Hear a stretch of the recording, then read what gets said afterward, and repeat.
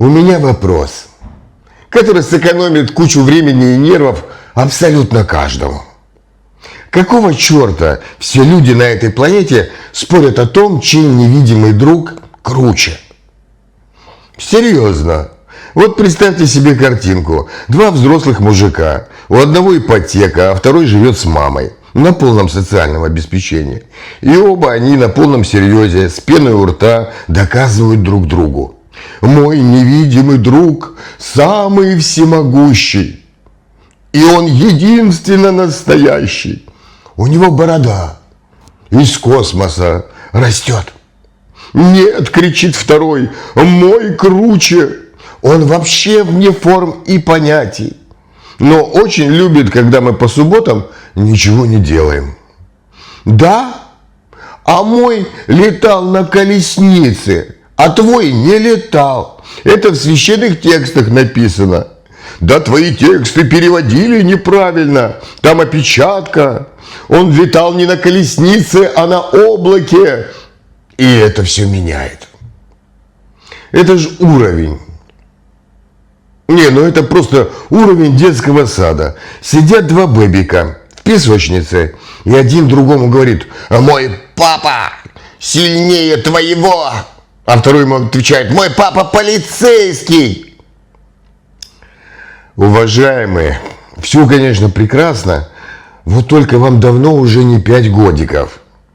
Вам 30, а то и больше. У вас спина болит, и курс евро снова ползет вверх. Но нет. Вы готовы сломать клавиатуру на компьютере, защищая честь своего абстрактного, невидимого друга, который, по идее, должен быть один. На всех. Но нет. Моего зовут Аллах, и он единственный Бог этой вселенной. Нет, нет, нет, все не так. Мой единственный Бог – это Христос. А логика где? Мне кажется, она вышла покурить, пока все вокруг спорят, чей Бог круче. А книги – это вообще отдельный вид спорта. Я прочитал 100 книг по духовному росту, и теперь я могу говорить умные фразы. Молодец. А смысл-то в чем? Ты стал умнее, пересказывая чужие мысли. Ты достиг просветления. Научился читать священные тексты между строк. А точнее, вообще вне текста. Но нет. Мы коллекционируем цитаты мудрецов, как покемонов. У меня есть редкий Оша, а у меня ранний Кришнамурти, до того, как он стал популярным. Мне интересно, вы что, в духовный снобизм играете? Ваше просветление – это как пасхальная открытка, на которой написано «Я был в осознанности еще до того, как это стало мемом». Караул. Все эти поиски, как если бы искать воздух.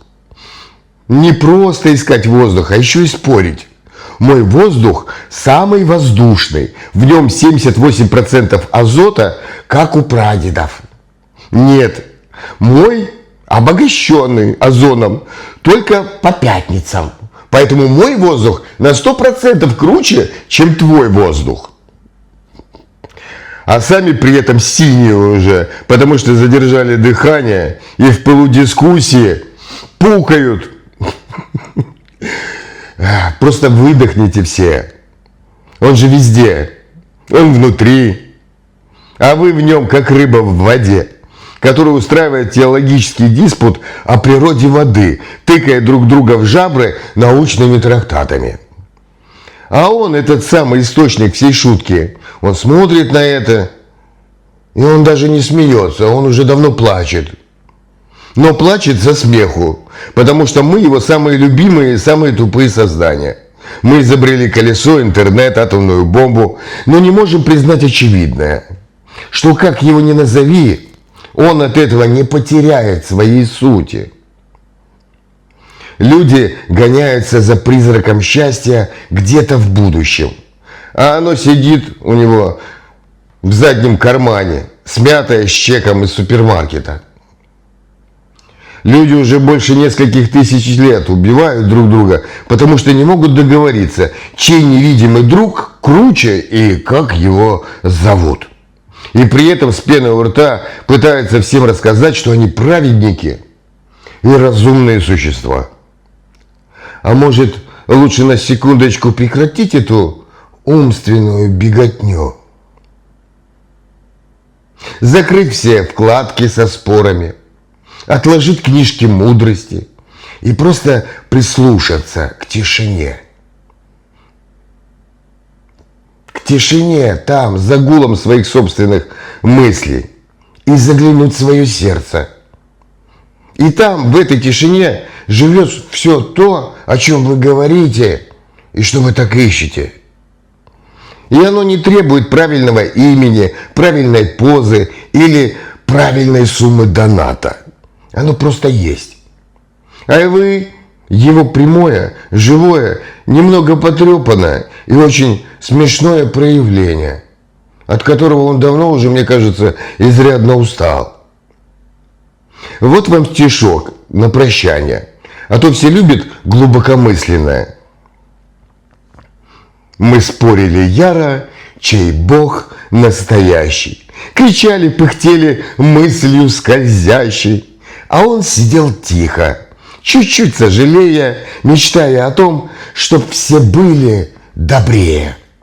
Ни в храме, ни в книге, ни в споре ученом, ни в пузе аскета лицом на восток, а там глубоко, внутри каждого сердца, стучится, как время, чтоб слышать ты мог. Что радость и счастье не цель, а способ смотреть. Чтобы душой к Богу лететь.